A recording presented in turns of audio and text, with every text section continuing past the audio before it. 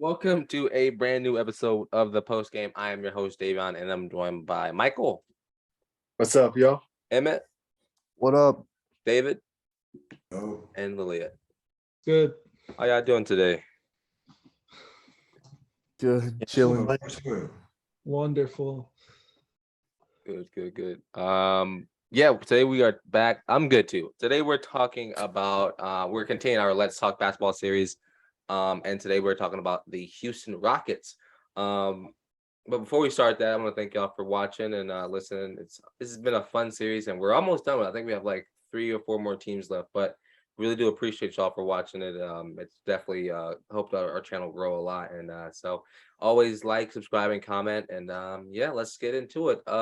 So how we start all these videos is that we give our highs and lows about like what we expect from the Rockets. So for the Rockets, what can they achieve the highest, and what's the last, and what's the least that we think it can happen? I think the highest they get is the 11th seed. I don't think there's enough talent on this roster yet. And the West is a really loaded conference. And I also think the low is like 14. I don't think they finish below the Jazz. Yeah, their highest and their lowest both tanking plus developing their young players. There's no way they're getting anywhere near the play-in. Yeah. I say 11 and 15. Yeah, 11, 15. So I think we all pretty much agreed on 11 and 15. So what would so usually when I ask these questions, I know the answer. I just want to hear y'all say it. So don't kill me when I ask this question. But like, what do we think the Rockets need to, push that lever from 11 to play into playoffs to, so on and so forth?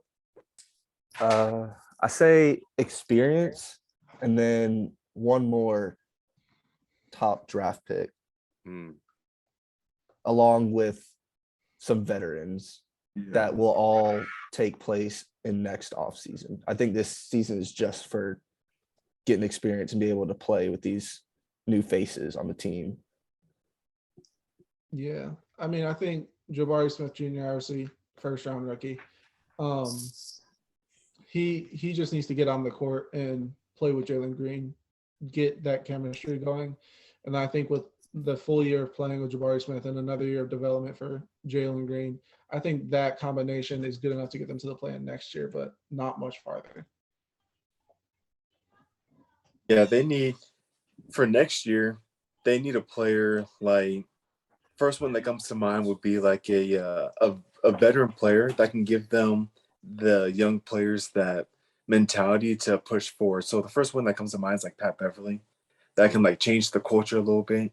So what he did with like Minnesota, they need like a veteran presence there, help them in the locker room, and just tanking, try to get some more young pieces. And I think after that, then they all develop, then they can make it to the play-in at least. Yeah, I feel like this season, just need to develop the young guys. It's basically like what the Grizzlies did. You never know. 3 years from now, there'll be some dogs in this league. So I mean, like, y'all hit on these 3 guys a little bit. Kevin Porter Jr., Jalen Green, Jabari Smith Jr. Like these 3 are some of these could be 3 of the best players coming, into this next season, like best young players into the league. Like, do we think they have the potential, like in let's say 3 to 5 or 2 to 6 years to to be a deep playoff contending team? Yeah, most because I've been watching JG and KPJ since high school. Like they always been about like ball, so I feel like they all their mentality is really just trying to win. Just that's all they want to do ever since growing up. Like they stated this, so I just feel like they'll push that limit to reaching that success. And plus, they got a lot of dogs on the team, young dogs. They got Uzma, they got Tata Washington, they got like Jabari, KPJ, Sengun. They got just like a lot of good young studs. So yeah, I feel like they'll be like the Grizzlies. I think they drafted really well the last 2 years, especially with like their later picks. Like I think they got Tari Eason from LSU for like a bargain. Like I thought he was gonna go lottery for sure. They got him outside of it. I thought they picked the pick of Josh Christopher was really good. Like he can score the ball when he wants to, and um, yeah, you mentioned Ty Ty. I think he's really good. But also, did you guys see that it was like a trade? Was it the Rockets when they like traded legit like all of their bench warmers to the Thunder for all of their bench warmers? Yeah, like this like a week or two ago, right? Yeah. Actually, I think no, sorry. I think it was the Hawks and the No, it was the Thunder. Thunder because they What got was Derek the- Favors, and some other guys. Oh yeah, okay. Yeah, that was kind of funny. I don't know. That came out of nowhere. Didn't realize what they were doing. But so I mean, this Rockets team. I mean, I think we all have this not assumption, but this thought that like they're still. I think the big plan for them, and this is just for me, is like I think y'all hit on it. Is like developing these young guys for the next year to 2.5 years, seeing how they work together. If they don't work together, and if it doesn't fit, you should have time to move on because they're so young. And so like I think like if all of these at the end of the day, if even if these guys are like they don't work together, I think you still have trade at like assets to trade. Like if Jabari doesn't work or Jalen Green gets upset and demands a trade, like there's these guys are still good enough to where you could get something back in return. And I think like a veteran guy that can come in and like really help this team would definitely really it would push them over that line. I think Michael, you saying Pat Bev is such a good shout because like that's what teams like this need. Those young teams, they need a Pat Bev, a Terrence Ross, or and some of those guys who like they're at the end of their career, but they have their fundamental things like because if you put a Draymond Green on this team, could you imagine? Like you put Oh, a defensive anchor, like and a true leader like that on this team, it propels them to being a playoff team like that. Plain and simple. Yeah. And so I definitely think they should be feared, especially if they like go out and get somebody else, either this season or next season as a veteran leader. Yeah, and I think like after this year, like they're gonna be off John Wall's contract, his dead cap. Like Derek Favors, they're gonna be off his books. And so they're gonna have, if they want to use it, they're gonna have a max slot. I don't think they would use it next offseason because the one after there's more people, but they could use that money to get guys like you just said, Davion. And then also like if they kind of overachieve this year, they think they could use some like good pieces now. They've got a lot of young guys that they could just pool together and make a big trade. So like I think they're in a great spot right now. I think it just comes down to getting experience and playing. I mean, and you make a really valid point. Like, if they do overachieve this season, and something magically happens when they're in the play-in, like, and it's like and there's an obvious like piece that they're missing, they can go out and go shopping. I mean, because you still have Eric Gordon here as well, who's a veteran who's giving you 13 points a game last season, and he can still shoot the ball at a decent clip, and so like, I mean, that works for a young team like this. Yeah, So, and go ahead. I do think, something that you sort of have to talk about when you're talking about one of the worst teams in the league is they're in contention for Victor Wembanyama and Scoot Henderson. And I think that even without a veteran presence, just the addition of one of those two, if they end up, winning the lottery, would instantly make this team a playoff contender. So Emmett, you mentioned the Thunder. So this is a question for all of y'all. In 5 years, let's say Thunder and the Rockets keep their players. Who has the best potential? Who's going to be the better team? Oh, Thunder. Thunder? I think so. They have a you've already got squad. Shea.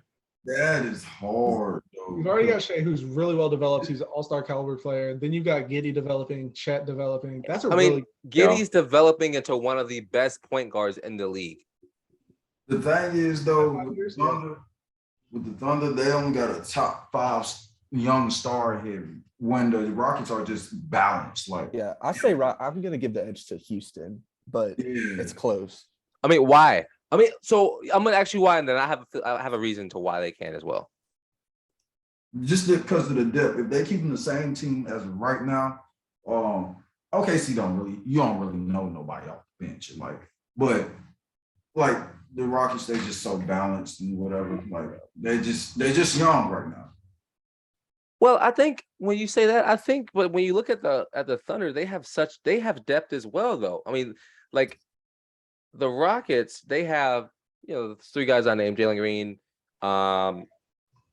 Green, Kevin Porter, and Jabari. Like those 3 guys are they are a strong nucleus, but I feel like when it comes to the Thunder, they are more spread out of talent, and they have more talent to look forward to. Like some of these other young guys on the Thunder, like they can be trade assets, but when on the Rockets, they can be like they can be traded. But when I look at the Thunder, like they're a team that they aren't looking to trade because they trust that their future is in good hands, I guess. Other than, go ahead.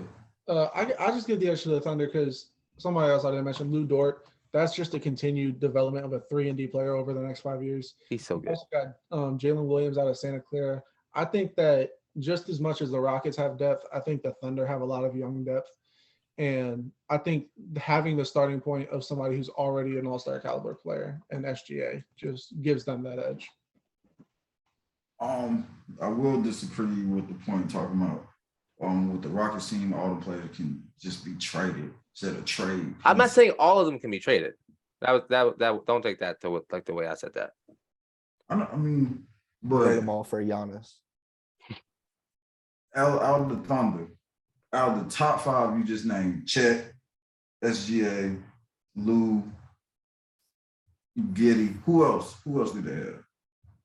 I don't know. I mean, I think it just comes down to what players each team drafted like performed better and works out better in their system. Like I can't say like, I don't know, they're Jeremiah Robinson Earl. I can't be like, oh yeah, he's gonna be trash in 3 years, and also say someone like Alperen Sengun is gonna be trash in 3 years. You just don't know because these guys are so young and raw, and we haven't seen enough of them to, make a call. For someone like Shea, we've seen some of them, so like, you could argue that he's peaked.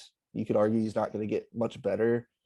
You could argue that Giddy like isn't fit for today's league since he can't really shoot the ball, but you just don't really know what kind of jumps they're going to make. So that's why it's such a hard question.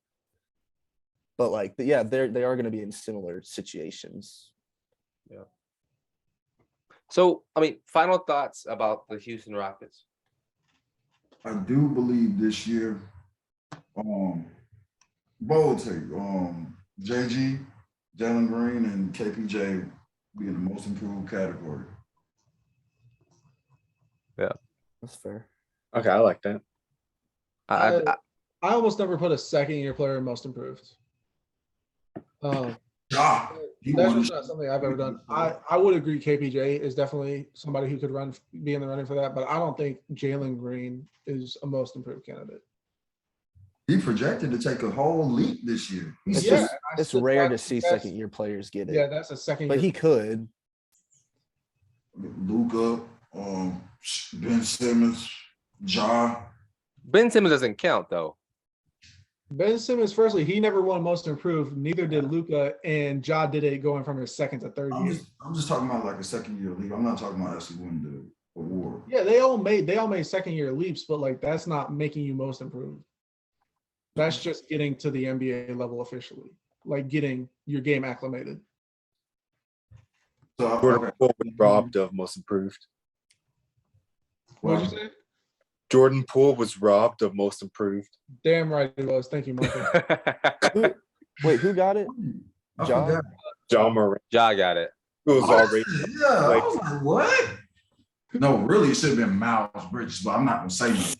Oh my God! You Okay, all right. That Man, button up. button We're up. buttoning up already. Let's Yeah. button up this episode right Yeah, here. button it up. David, you always know how to bring it back home, don't you? But yeah, if you've made it this far, thank you for listening. Leave your comments about how you think Houston Rockets are going to do this next season. I think this is a development year for their young talent, and hopefully we can see this talent really develop into something really good over the next 5 to 10 years. But Lillian, Michael, Emmett, David, thank you all for joining. If you've listened, thank you for listening. I've been your host, Davion, and this has been the Post Game. Peace.